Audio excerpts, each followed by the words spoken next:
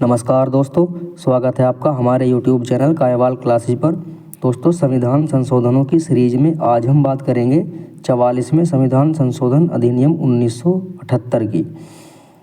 देखिए दोस्तों, 44वां संविधान संशोधन बेसिकली 42वें संविधान संशोधन की प्रतिक्रिया के रूप में किया गया था, क्योंकि राजनीति विशेषज्ञों का ये मानना है कि 42वां संविधान संशोधन के द्वारा तत्कालीन प्रधानमंत्री श्रीमती इंदिरा गांधी ने संविधान की शक्तियों को कम करने का प्रयास किया था और अपनी सत्ता का दुरुपयोग किया था।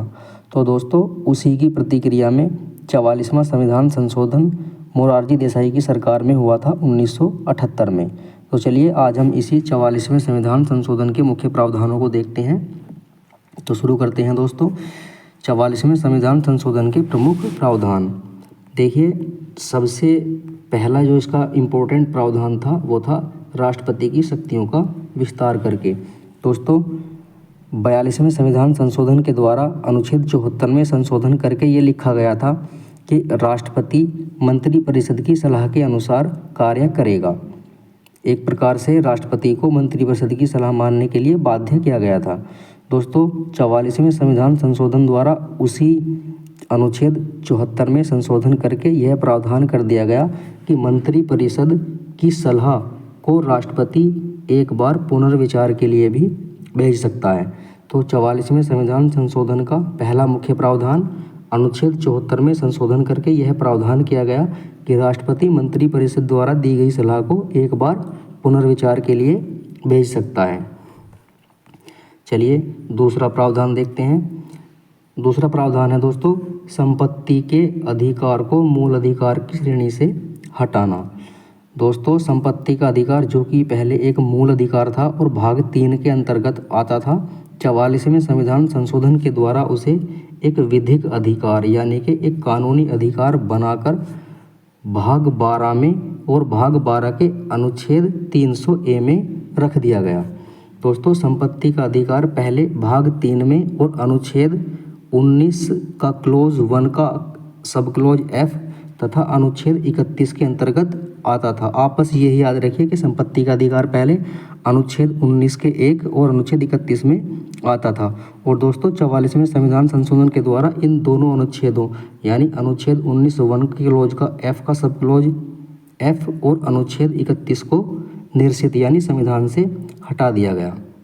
तो दूसरा महत्वपूर्ण प्रावधान था 44वें संविधान संशोधन का, संपत्ति के अधिकार को मूल अधिकार की श्रेणी से हटाकर विधिक या कानूनी अधिकार बना दिया गया और उसे भाग 12 के अनुच्छेद 300A में रख दिया गया, जो कि पहले अनुच्छेद 19 और अनुच्छेद 31 में आता था।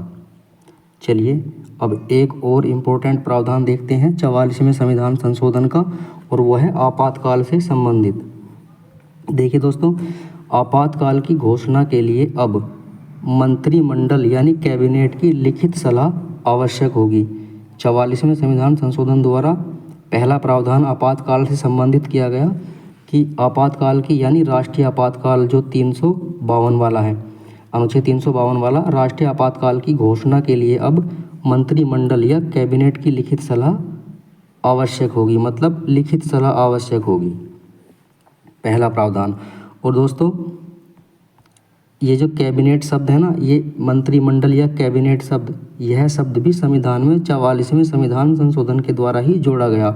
और कैबिनेट शब्द का प्रयोग संविधान में केवल एक बार अनुच्छेद 352 में ही किया गया है। दोस्तों, ये क्वेश्चन भी पूछा गया है कई बार कि कैबिनेट या मंत्रिमंडल का शब्द का प्रावधान किस अनुच्छेद में है, तो 352 अनुच्छेद में है और ये मंत्रिमंडल या कैबिनेट शब्द 44वें संविधान संशोधन के द्वारा ही जोड़ा गया था। चलिए उसके बाद एक दूसरा प्रावधान और देखते हैं। तो 44वें संविधान संशोधन 1978 के द्वारा ही राष्ट्रीय आपातकाल की घोषणा के लिए आंतरिक अशांति के लिए सशस्त्र विद्रोह शब्द जोड़ा गया। दोस्तों, आप जानते हैं कि राष्ट्रीय आपातकाल की घोषणा करने के लिए जो 3 कारण हैं, एक वो है सशस्त्र विद्रोह जो पहले आंतरिक अशांति हुआ करता था, एक युद्ध और एक बाह्य आक्रमण। तो आंतरिक अशांति के स्थान पर अब सशस्त्र विद्रोह जोड़ दिया गया। अब देखिए उसके बाद एक और महत्वपूर्ण प्रावधान है कि आपातकाल की घोषणा के अनुमोदन का समय जो मूल संविधान में 2 माह था उसे 2 माह से घटाकर 1 माह कर दिया गया तथा संसद अब विशेष बहुमत से अनुमोदन करेगी, यानी आपातकाल को बढ़ाने का जो अनुमोदन है उसका समय घटाकर 2 माह से 1 माह कर दिया गया और अब संसद आपातकाल का यदि अनुमोदन करती है तो वो विशेष बहुमत से करेगी। उसके बाद अगला महत्वपूर्ण प्रावधान है जो आपातकाल से ही संबंधित है।